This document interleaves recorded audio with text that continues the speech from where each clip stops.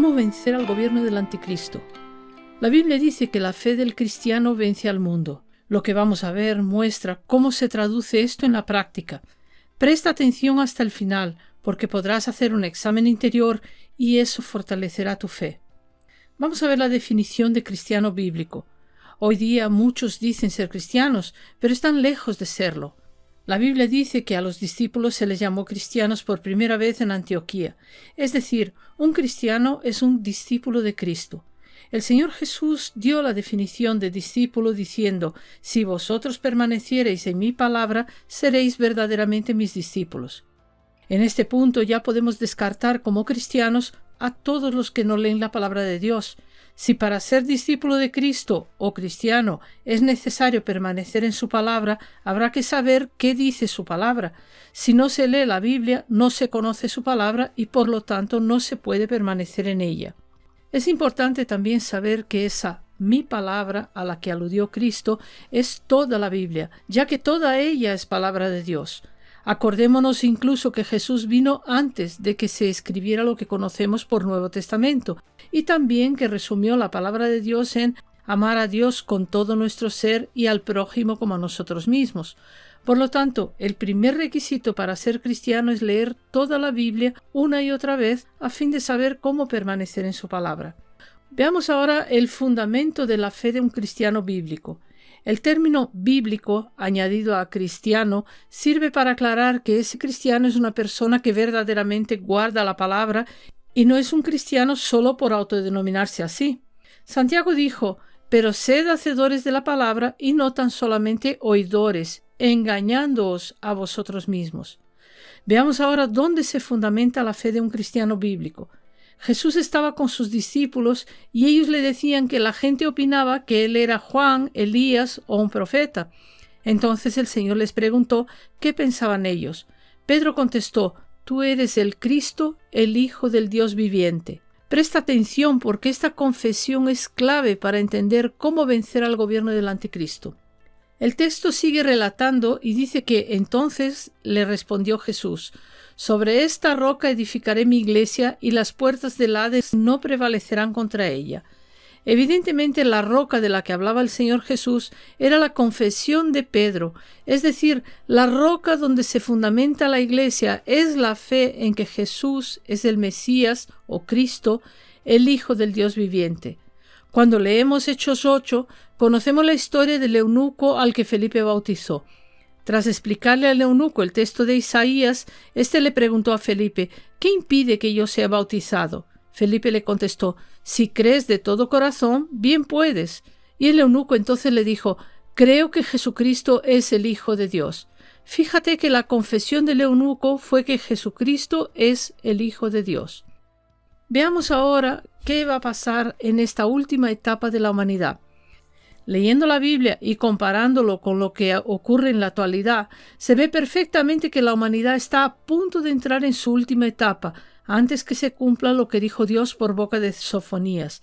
«Destruiré por completo todas las cosas de sobre la faz de la tierra, dice Jehová. Destruiré los hombres y las bestias, destruiré las aves del cielo y los peces del mar, y cortaré a los impíos, y raeré a los hombres de sobre la faz de la tierra, dice Jehová». Esta última etapa de la humanidad consiste en 21 juicios que Dios derramará sobre todo el mundo y se conoce como la ira de Dios o ira del Cordero, que caerá sobre los incrédulos. Jesús dijo que sería un tiempo de mucho sufrimiento cual nunca hubo ni volverá a haber. El primero de esos juicios es conocido como el jinete blanco, que al ser liberado permite gobernar al anticristo durante la gran tribulación. Veamos un poco sobre el anticristo. La Biblia cuenta que el anticristo tiene un arco, aunque no se mencionan flechas. Le fue dada una corona, es decir, no tiene poder en sí mismo, sino que el poder le es entregado, y sale venciendo, es decir, consigue imponer su gobierno.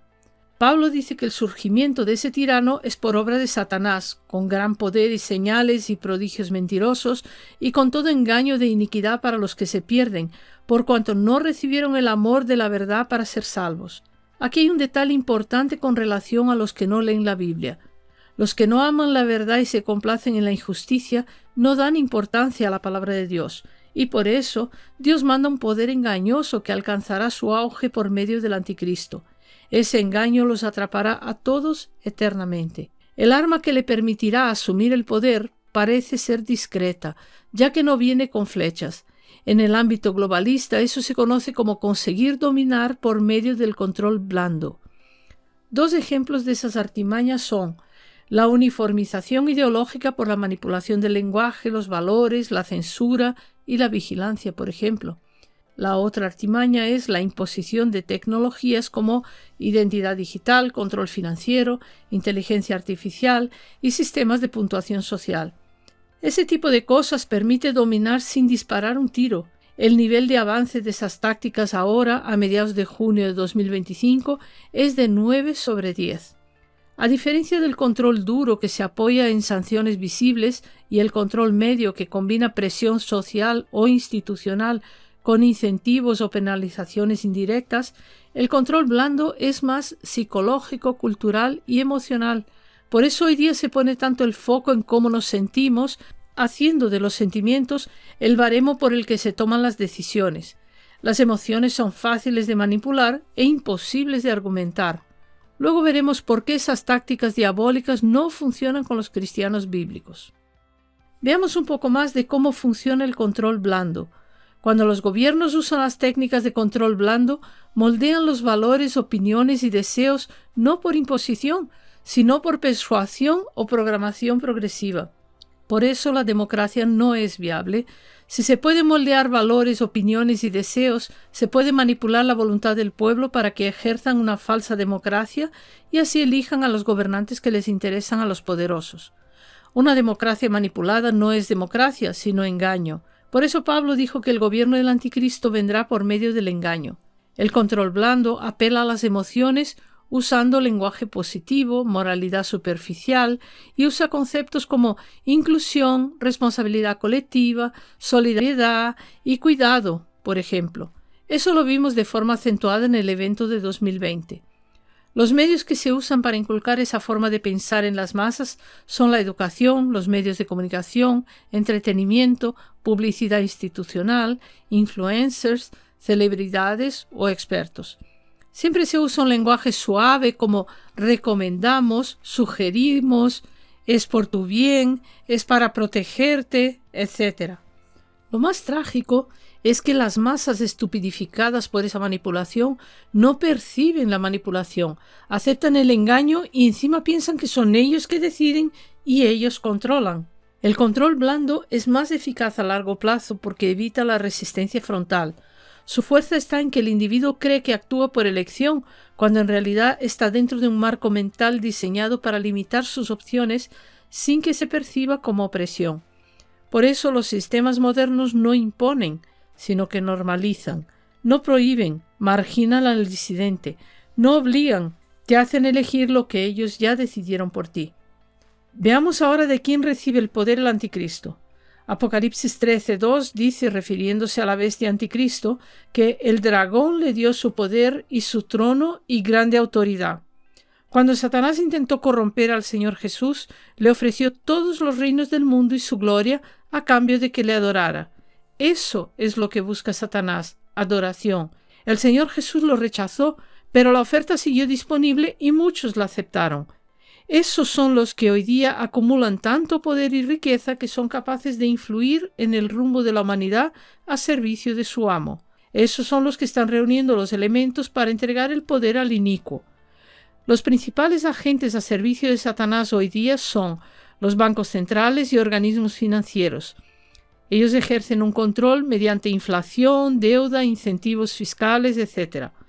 Los medios de comunicación y plataformas digitales son un control blando mediante narrativas homogéneas y censura indirecta. También forman parte de estos elementos los gobiernos, ONGs y agencias sanitarias internacionales. Ellos ejercen un control medio y blando combinado con soft law, que son normas no legales que condicionan el comportamiento. Por eso a día de hoy muchos presidentes de países gobiernan a poder de decretos, no de leyes. Luego otros elementos que están contribuyendo a todo esto son los estados autoritarios y democracias blandas. Ellos ejercen un control duro cuando lo anterior no funciona, es decir, censura, cárcel, leyes restrictivas, etc. Esos poderes utilizan diversos medios de forma descentralizada, pero con un mismo fin: la manipulación de la psicología de masas, tecnología algorítmica, lenguaje institucional, condicionamiento cultural y leyes adaptativas, entre otras cosas. El COVID fue un proyecto enmarcado en esa estrategia.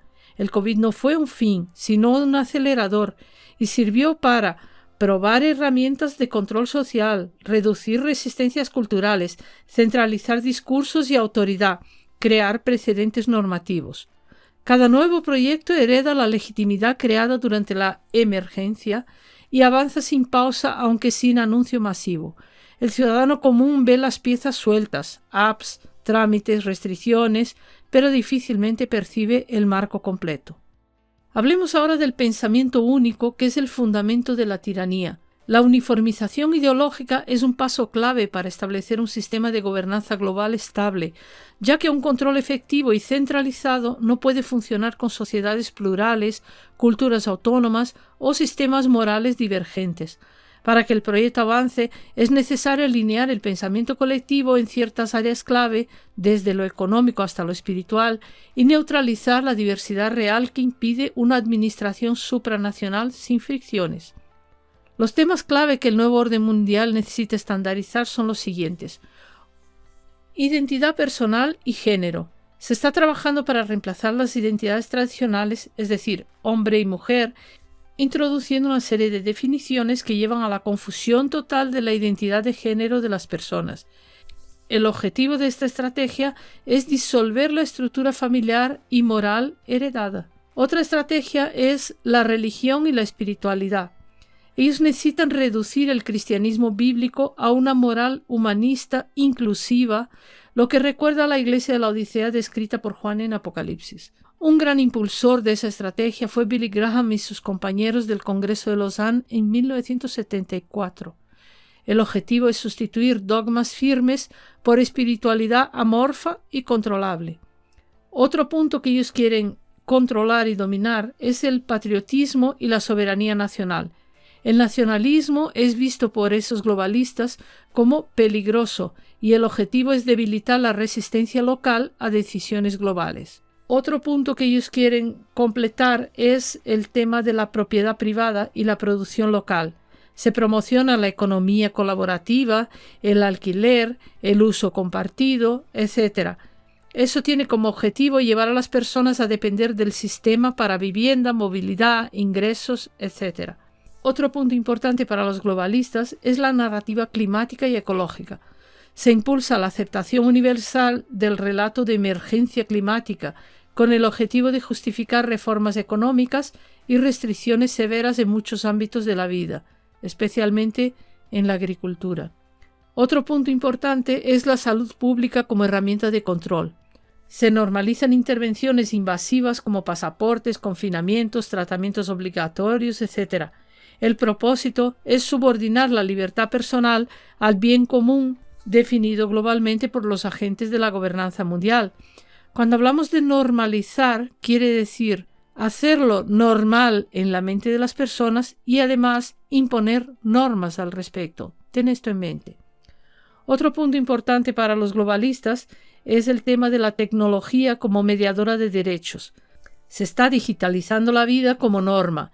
Identidad, moneda, movilidad, reputación, etc., con el objetivo de tener el control total de todo lo que hace cada individuo.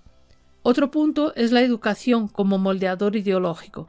Se homogeneiza el currículum escolar de acuerdo a los valores globalistas, con el objetivo de crear generaciones dóciles y alineadas con el poder mundial. Otro punto es controlar los medios de comunicación y tenerlos a todos alineados, lo que se conoce como la sincronizada. Este punto consiste en la centralización de la narrativa en torno a los mismos temas y ángulos a fin de monopolizar el discurso público y marginar a los disidentes. Y el último punto que es importante tocar en este contexto es la redefinición de la libertad y los derechos. Este apartado trata de establecer derechos condicionados al cumplimiento de normas globales, con el objetivo de que el ciudadano perciba como libertad aquello que es obediencia. Es lo que George Orwell definió como el esclavo que ama sus cadenas. Resumiendo este punto, la uniformización ideológica es imprescindible para el control global, porque sin un marco común de valores, comportamientos y lenguaje, no se puede gestionar una masa humana diversa desde un centro único. El objetivo es que cada ciudadano del planeta piense, hable, tema, consuma y vote de la manera predecible, eliminando márgenes de disidencia estructural. La resistencia viene principalmente de las religiones doctrinales, los nacionalismos conscientes y los entornos rurales autosuficientes. Un documento enriquecedor para entender este asunto más a fondo es el informe Armas silenciosas para guerras tranquilas. Se puede bajar de internet. Veamos ahora los escollos para la uniformización. Algunas prácticas en la sociedad que todavía representan preocupación para los globalistas de cara a imponer el pensamiento único son la diversidad cultural real, o sea, cosmovisiones tribales, religiosas o nacionales profundamente arraigadas, religiones estructuradas, en parte el Islam tradicional y el judaísmo ortodoxo, y en especial el cristianismo bíblico. Sistemas educativos autónomos también son un problema para los globalistas, y eso quiere decir que en países con un control familiar y comunitario de la educación, los niños escapan al adoctrinamiento globalista. La resistencia rural también es un problema. Las zonas no urbanizadas con formas de vida autárquicas y tradicionales se resisten a sus imposiciones. Los sistemas jurídicos firmemente nacionales, países con constituciones rígidas o independencia judicial real son otro escollo. Las lenguas no estandarizadas suponen un acceso limitado de esa sociedad a la propaganda globalista por causa del idioma. Veamos ahora un poquito más el foco sobre dos religiones algo molestas para los globalistas. Hay dos religiones que son algo molestas a la implantación del nuevo orden mundial, aunque el verdadero problema es el cristianismo bíblico. Atención a que no se refiere a cristianismo simplemente. ¿Te acuerdas de la definición del inicio, cuando dijimos que muchos se dicen cristianos pero no lo son? Esos no son un problema para el nuevo orden mundial. Una de las dos religiones que mencionamos antes podría presentar algún problema para el sistema de la bestia, y uno es el judaísmo y el otro el islamismo tradicional. Ambas religiones resisten la uniformización ideológica porque tienen estructuras normativas que no permiten que la ONU, la Unión Europea, la OMS y el Foro Económico Mundial dicten cómo debe vivir una persona de fe. Sin embargo, sus formas de resistencia son más comunitarias o jurídicas que escatológicas. En cuanto al cristianismo, hay que recordar que muchas religiones se dicen cristianas, pero son denominaciones comprometidas con el sistema, tal como la describe Juan cuando se refiere a la iglesia de la Odisea. Esa mal llamada iglesia intenta ahorrarse problemas siendo políticamente correcta, es decir, siendo connivente con esa transformación del pensamiento que está imponiendo al mundo el nuevo orden mundial. El cristianismo bíblico, en cambio, añade un factor profético potente.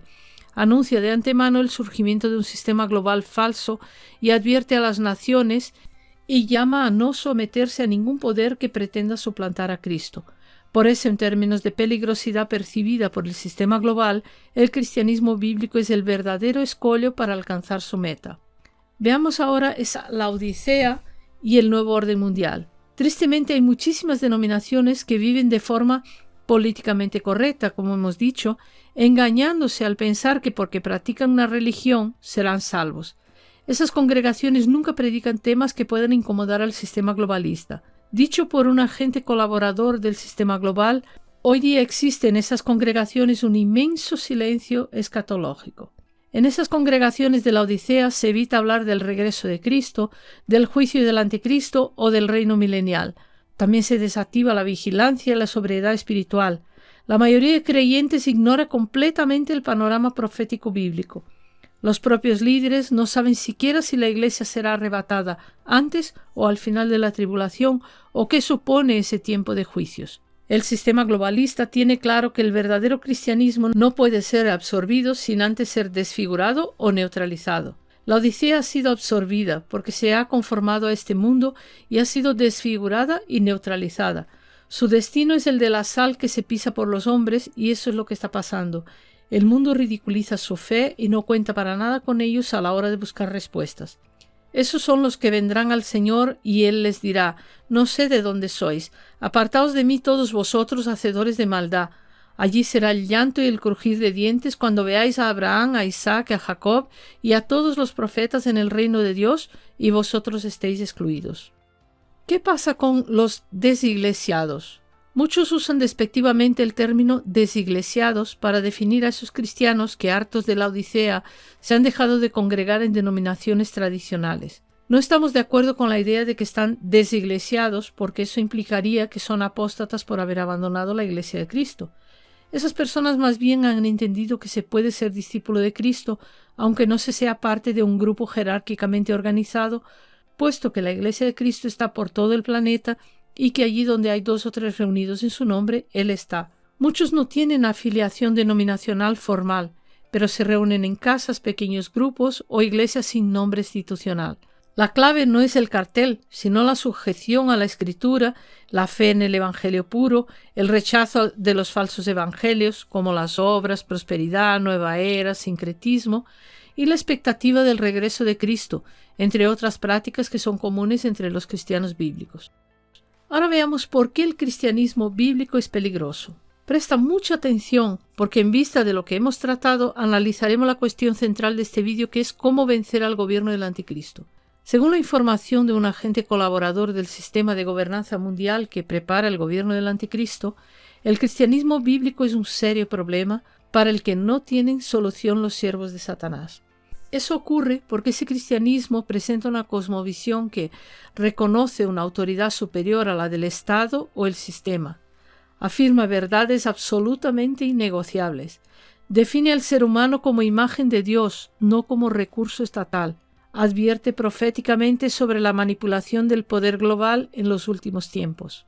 Estas 4 características hacen que el cristianismo bíblico no pueda ser absorbido ni subordinado sin ser desfigurado. El globalismo necesita un cristianismo domesticado, no uno fiel a la Escritura. Ese cristianismo bíblico está compuesto por personas que creen firmemente que solo Cristo tiene autoridad sobre todas las naciones, tal como dice el Salmo 2 o Apocalipsis 11:15. Eso confronta la idea que pretende imponer el globalismo de que el gobierno globalista debe ejercer el poder sobre el mundo. Mientras que el globalismo pretende imponer una unidad mundial sin verdad, el cristianismo bíblico enseña que la unidad sin verdad es Babel, y por eso Dios la dispersó, como se relata en Génesis 11. El globalismo impone un relativismo moral, mientras que Dios dice por boca de Isaías: «Ay de los que a los malos dicen bueno y a lo bueno malo». Mientras que el globalismo trata de imponer una identidad confusa y autodefinida, la Biblia es tajante al afirmar: varón y hembra los creó. El globalismo estimula una fe sin dogmas, mientras que el cristianismo bíblico defiende su fe, porque la Biblia dice: contended ardientemente por la fe que ha sido una vez dada. El nuevo orden mundial trata de imponer una identidad de ciudadanía global, mientras que el cristiano bíblico cree firmemente que su ciudadanía está en los cielos, conforme a Filipenses 3:20. Los agentes de la gobernanza mundial exigen obediencia ciega a su autoridad, como hacía el Imperio Romano en su tiempo de esplendor. La Biblia, en cambio, enseña que es necesario obedecer a Dios antes que a los hombres. El sistema del anticristo enseña la salvación por obras, es decir, obedeciendo lo que manda el gobierno. La Biblia, en cambio, dice: por gracia sois salvos por medio de la fe, no por obras. Sabemos que todo el sistema del nuevo orden mundial se dirige a imponer un gobierno de una bestia que trata de suplantar a Cristo, el anticristo, que estará poseída por Satanás, de quien recibe el poder. Ese sistema tiene como meta final que todo ser humano adore la imagen de la bestia.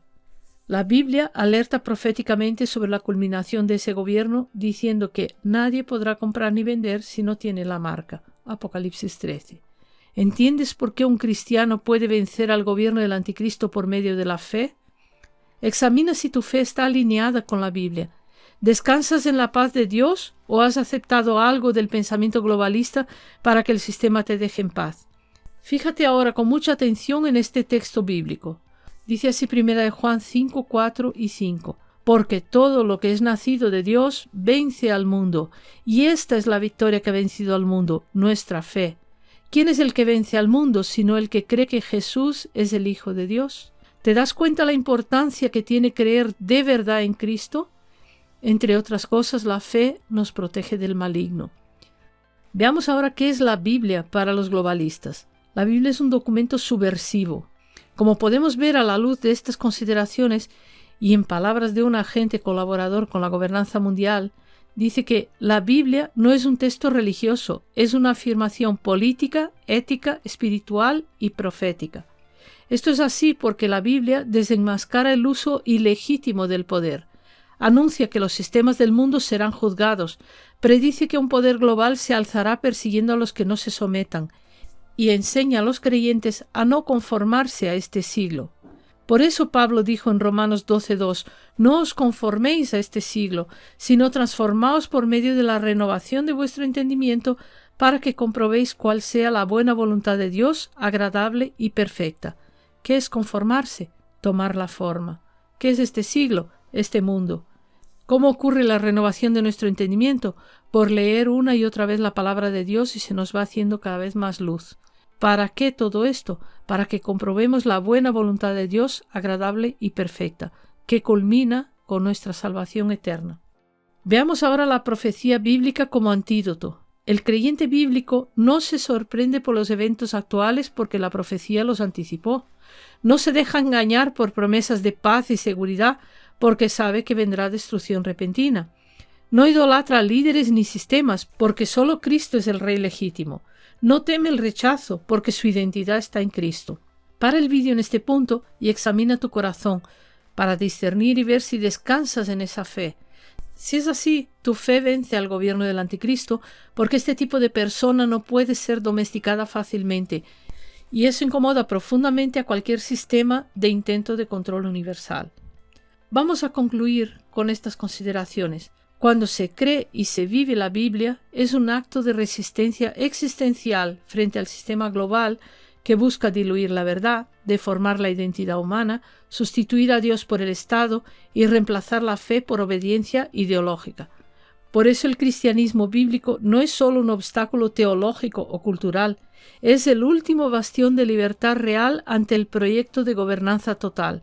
Solo el cristianismo bíblico reúne las condiciones para una resistencia que sea espiritual, ética, práctica y trascendente al mismo tiempo. El agente colaborador del nuevo orden mundial cierra este apartado diciendo que la Biblia leída y creída literalmente es incompatible con una dictadura ideológica global. No se puede ser fiel a la Escritura y al mismo tiempo justificar la censura, la mentira, el adoctrinamiento y el control digital o el culto al Estado. Esto lo dice el enemigo. ¿Entiendes ahora la importancia de leer, meditar y poner en práctica la palabra de Dios? ¿Entiendes por qué la verdadera fe en Jesús es la que vence al gobierno del anticristo? Esperamos que este vídeo te haya resultado edificante. Si es así, ayúdanos a difundir el mensaje y compártelo entre tus contactos. También nos puedes ayudar dando un like y suscribiéndote al canal. Que el Señor Jesús te bendiga y te guarde.